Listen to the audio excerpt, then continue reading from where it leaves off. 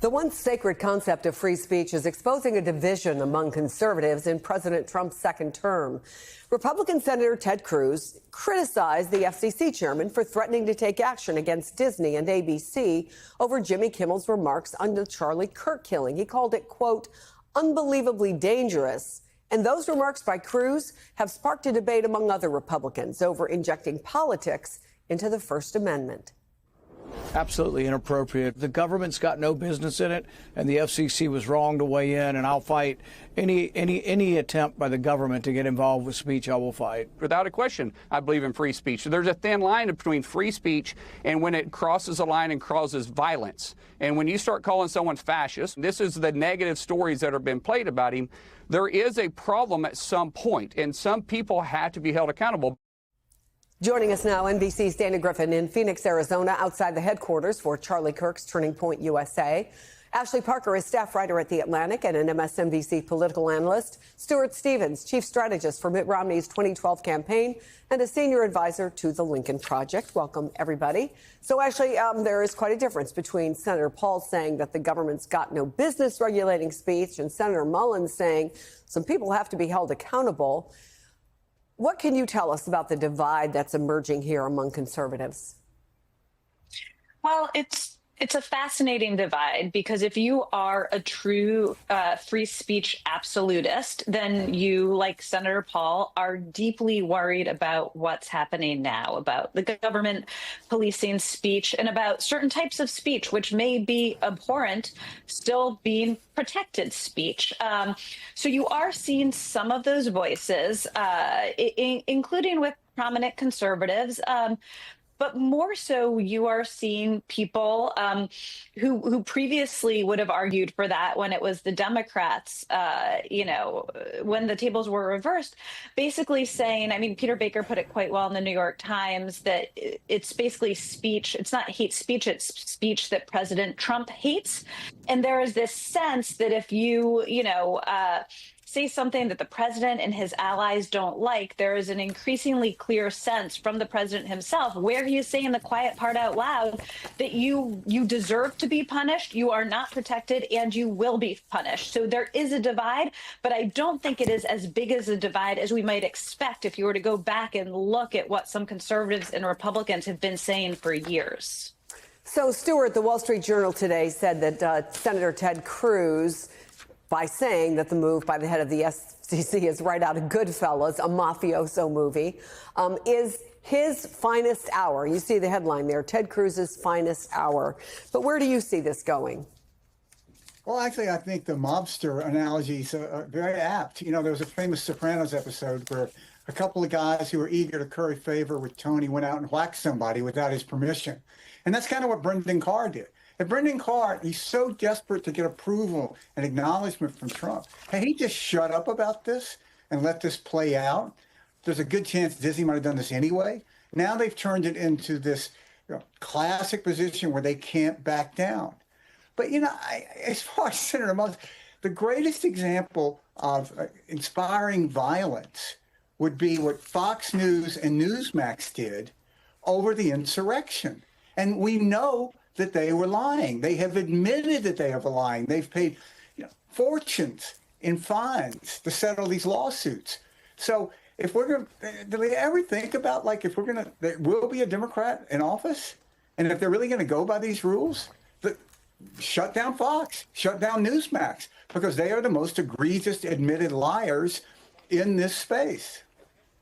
So, Dana, at yesterday's memorial, even some supporters of Charlie Kirk shared their concerns about the free speech implications, and I know you talked to folks there. What can you tell us?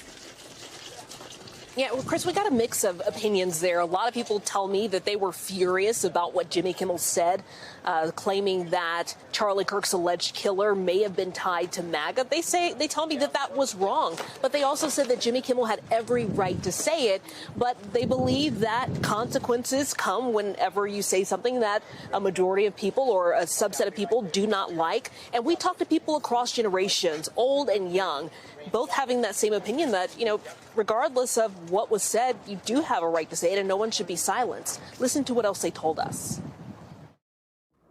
It is kind of stepping on the First Amendment rights. I mean, everybody has a right to say something, but in a respectful way. Charlie lost his life, where Jimmy Kimmel is just suspended from a job. Charlie was a proponent of Socratic debate, and we miss that everywhere in government right now. If the politicians could debate the way Charlie Kirk did, we would have much better decisions. Instead, they make the decision based on an R or D after their name and roll with whatever the team is doing, instead of getting to the truth.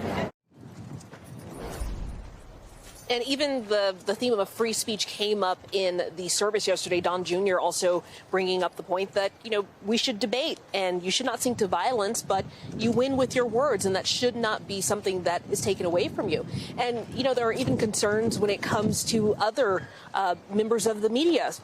For example, the Defense Department telling journalists that they can no longer report information, even if unclassified, unless it is authorized by the government. So it's obviously a major topic of discussion, and people across the country are definitely having it. Chris? Well, Ashley, you mentioned the Peter Baker, the great piece he wrote today for the New York Times, saying, just in the last week, you had him suggesting that protesters who yelled at him in a restaurant be prosecuted under laws targeting mobsters. He sued the New York Times for allegedly damaging his reputation. And then he continues to complain about how the late night hosts are covering him. He wants them gone, but take a listen. It's 100% bad about Trump. They don't say it's anything good. Even conservatives, somebody said I think in 2 years, 2 or 3 of them, maybe all 3 of them, they never even spoke to a Republican or conservative. I think at one point or another, every president has complained about their coverage or their, the presentation by late night or SNL or whatever. It's humor.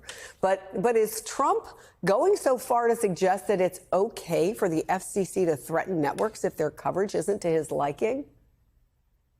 That's what I was going to say. President Trump is hardly the first president who does not like their coverage, who does not like late night comedians, who thinks the media is biased against him. You could ask any president, Democrat or Republican, and that is always what they have felt at some point in their presidency, if not, frankly, the entirety of their presidency, that they weren't getting a fair shake. But none of them have, as you point out, have gone so far as to sort of say this shouldn't be allowed, this should be illegal, this should be punishable. And that is the difference. And there have been moments previously when presidents have tried to, for instance, ban a member of the media that an outlet that they thought was unfair. I'm thinking notably, but there's a bunch of these. President Obama tried to ban Fox from the press pool because he didn't like their coverage. He was upset about something. And the reporters banded together and said, you can't do this. You might not like it, but this is the First Amendment. Fox has a right to be here. And so in some ways, the difference is not the sentiment being frustrated with the media, but the response, both what Trump is saying and threatening to do. And frankly, in some instances, the lack of people standing back up to him and banding together. Well, I think that's the other part of it, right, Stuart? HBO late night host John Oliver sent a pretty pointed message to the Disney CEO, Bob Iger. Take a listen to that. Giving the bully your lunch money doesn't make him go away. It just makes him come back hungrier each time. You're going to have to draw a line. When they come to you with stupid, ridiculous demands, picking fights that you know you could win in court, instead of rolling over, why not stand up and use 4 key words they don't tend to teach you in business school? Not, OK, you're the boss. Not whatever you say goes. But instead, the only phrase that can genuinely make a weak bully go away, and that is, F you, make me. I guess the question becomes, could we begin to see any pushback from media executives, or is that, in this day and age, unrealistic? Listen, I think one of the great disappointing aspects of the whole Trump presidency in the second term particularly has been the way that captains of industry have kowtowed to him. I mean, we had that really just disgusting scene of these tech executives going in front of Trump. I mean, these are people that normally their boards wouldn't allow them to appear in public with a convicted felon. And you had Apple CEO presenting like a golden offering This is a complete breakdown of civil society. And the thing that I keep wondering about is, do these people never stop to think what it would be like to be a CEO in Russia? Because that's what Trump wants. He loves the way Putin can go out and do whatever he wants. And, you know, those are people that they can't walk by open windows if they cross Putin. And that really is what this is about. And I just have to say, you know, this is just another proof that the idea that the Republican Party as it exists today is a conservative party is just a complete fantasy. It's an extremist movement.